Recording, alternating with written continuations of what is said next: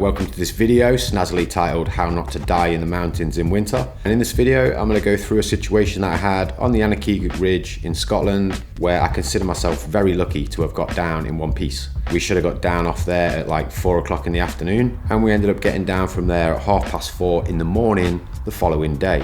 Yeah, near enough 24 hours on the Aonach Eagach. It was an experience, to say the least. It's not one I'll ever want to repeat. I made some big errors personally in my own decision making. I was very naive to mountaineering at the time, and hopefully I'm going to pass on those errors that I made to you in this video. No doubt I'll get a lot of flack in the comments for stuff, but you can be the most experienced person in the world and still get into situations that are going to test you. It was December 2021. I had about a year and a half's worth of mountaineering experience. Didn't really have much in the way of winter experience. I'd done a couple of things in Wales, like Eagach. So anyway, we woke up the next day, got to the start of the approach at about 7 o'clock in the morning. It was beautiful at the time. I'll stick some photos on the screen of the conditions that it was like. Nothing in the forecast to indicate that anything would be a problem. But then, as anyone knows that's done the route, that little scramble down off Aonach is a sort of a good indication of what's to come, because there's lots of climbing up and then down climbing. And in summer, if you've got reasonable scrambling experience and a head for heights, it's not all that difficult. But on this particular day in winter, the rock was entirely verglassed, so super slippy, and we were having to abseil down those steeper sections, and on the steeper climbing sections we were having to pitch those a little bit, put some protection in. So all in all, everything was just taking way too long. And then it all went completely bananas.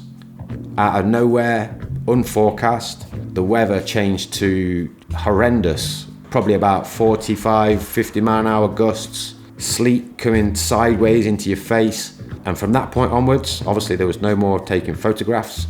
It was just a case of, right, we need to crack on. Because once you're on that ridge, as anybody again knows who's done it, you're not getting off the sides. You've got to either carry on or turn back. And the decision was made as the team of three of us that we were going to carry on and get to the end. But everything was taking even longer, because when the weather turned crazy, things are going to take longer. There's so many climbing up and climbing down sections on that route. And if you're having to pitch bits and you're having to abseil practically all of those steeper descents, you know, you've got to find somewhere to put gear, you've got to build a safe anchor to abseil from. These things all take time, and you know, we fully knew at a certain point in doing this route, as the weather had turned and so on, that we were not getting off there in the daylight. It was going to get dark, and we had to accept that fact. Long story short, I think two things why it took so long to get off the ridge in its entirety. The first one, the fact was things were just taking too long. In hindsight, I think we should have made the decision to turn back. But that's hindsight. At the time, you're thinking, well, we might as well carry on. In those conditions, when the weather's going absolutely bananas, you know, we completed the main section of the ridge, and then to try and navigate off the Aonach Eagach in the dark, when the rain's battering you, well, sleet is battering you, the winds are battering you, that's not an easy feat. I mean, these two guys that I was with, they were good navigators. They are good navigators. You just try and get off there in those conditions. It's not easy. There's a faint path that runs down the side of Clackaid Gully. I mean, if you look at Clackaid Gully itself, it's known to be a death trap.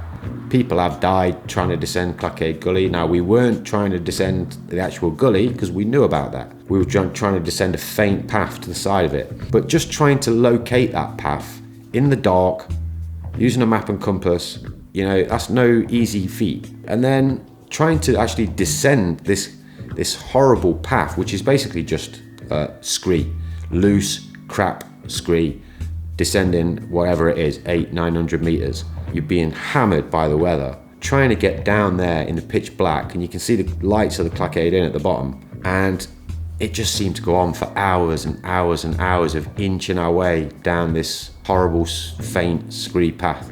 It just never seemed to get any closer. I got to the bottom, and luckily my car was literally right there, and that's how I remember the time, because I got in the car and I looked on the dash, and yeah, I could see it was 4:30 in the morning. Everything all closed, soaked to the bone. You know, I was fully prepared. Crampons, ice axe, 4 pairs of gloves, different layers, Gore-Tex jacket, Gore-Tex bottoms. None of it made a difference. In those conditions, you're getting soaked to the bone. Every last piece of clothing I had was soaked to the skin. If we hadn't kept moving, easily would get hypothermia and you would die up there, you know? If you gave up, if you mentally gave up there, you're gonna be dead. There's no two ways about it. So, let me talk about some of the mistakes I made and some of the things I would never do again. So hopefully I never get into this situation again. First thing is, I didn't bother to do any route research on my own. I thought, oh, I'm with two guys who are really experienced. I'll be fine. I don't need to do any of my own research. Stupid schoolboy error. It doesn't matter who you're going out with. You need to do your own research. What if something happens to them? You need to be able to get down, or you need to be able to know how you're getting off that mountain, and you cannot be relying on other people. Next mistake was, I had 2 head torches, yeah, but they were shit. Why on earth did I think it was okay to skimp on life-saving equipment? I mean, it was ridiculous. I'm trying to descend Clackade Gully with this £15 Amazon head torch that could only illuminate about 2-3 meters in front of me. Absurd. Life-saving gear, especially in winter, you can't skimp on that stuff. You need to have enough gear to be prepared to spend the night on the mountain if you need to, and that means having like a good emergency shelter, good head torches, you know, these sorts of things. The next point is navigation. Obviously, I'm with 2 guys that had a map and compass. Like I say, if something had happened to them, that map and compass would have been useless to me because I wouldn't have even known what I was doing with that equipment. So I used to have a Zoleo satellite communicator, got rid of that, and I'm probably going to get a Garmin InReach device for this year. You know, you need to know how to use a map and compass, but I mean, having a Garmin InReach as a backup thing that you can, you know, emergency get out mountain rescue if you need to, I think it's just a beneficial thing to have and will totally worth the money. I think finally again, it's hindsight, but I think we should have turned back. The other 2 guys I was with might argue that we made the sensible decision to carry on, but if I was in that position now, knowing what I know now, with more experience, I would have made that call. But I probably didn't feel I could make that call on that day because I was the least experienced guy there. Who knows? But I think the point is, I'm confident enough now to look at my watch, realise how much time's left in the day and go, no, this is not happening, we need to turn back.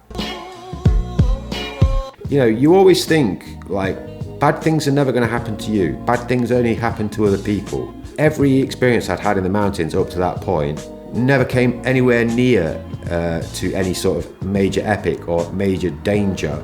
You know, the forecast was accurate. I knew where I was. I knew how to descend and how to get back to the car, etc., etc. On all the routes I'd done before, I never came into this situation where the weather just went bananas for an unforecast either. It's never happened to me before. Scotland and other places in the UK in the middle of winter are no places to mess around. You know, if the weather turns on you and you're on top of Ben McDewey or wherever, you need to know how to get off there, because otherwise you can very easily die up there. You know, it was a rough day, but I went through every emotion possible. As much as the mountains in winter are so much fun and it's an amazing thing to be part of, you can't mess around with it. Nature will destroy you, no problem. Winter's coming. I'm excited to go out climbing in Scotland this winter. Be prepared, do your research, check lots of different weather forecasts, make sure you know what you're getting into, make sure you know the route inside out, make sure you've got multiple options of descent, make sure you've got the right gear, make sure you're totally 100% prepared and totally confident that if something goes wrong, you've got the skills to get out of there. It's all right when things are going well. 99.9% of the times you go out, things go the way you expect them to. But there's that odd percentage where it's not going to go the way you want it to, and things are going to go against you very quickly. And it only takes a collection of small little things to go wrong for the whole day to change. You know, think about it. If you're on the middle of like Torridon and your mate sprains his ankle and can't walk properly, you know, your day has just gone from, oh, it's all great, hunky-dory, we love it, look at these photos for Instagram, that's all gone out the window, and you are now got to help your mate get off that mountain. You just added another 6-7 hours on top of your day that you weren't accounting for. should go into these situations, I think, thinking of the worst case scenarios and planning for that. If it does, you know, touch wood, hopefully not, but if it does go completely pear-shaped, you can get out of there in one piece and live to tell the tale.